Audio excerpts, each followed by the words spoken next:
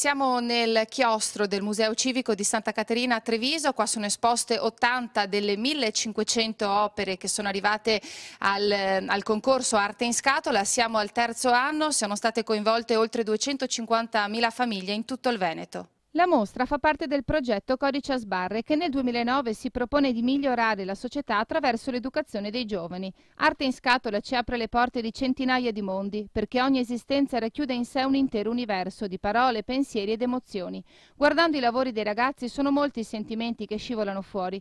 Come non fermarsi di fronte ad un orologio fatto di pasticche, siringhe, pacchetti di sigarette, che ricorda la vita che scorre veloce e la necessità impellente di agire subito per evitare che la droga uccida qualche altro giovane. E come non sentirsi impotenti e ammirati di fronte alla coraggiosa testimonianza di una ragazzina bellunese che racconta la violenza subita. E ancora come non soffermarsi di fronte alla citazione di Tristan Bernard, riportata nel lavoro di uno studente trevigiano.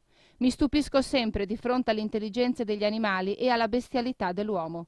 Arte in Scatola è uno strumento di condivisione e comprensione che propone la capacità di guardarsi dentro e costruire ponti tra mondi diversi, lontani, avvicinando i ragazzi del carcere minorile di Treviso a quello dei giovani che vivono una vita normale. I detenuti hanno partecipato al concorso con delle opere, raccontandosi così ai loro coetanei.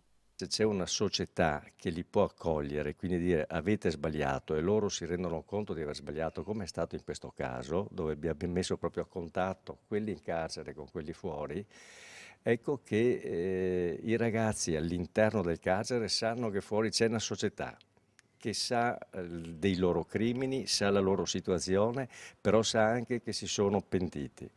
E da fuori far capire che all'interno, cioè che esiste una società che è anche quella carceraria, quindi non è una cosa astratta.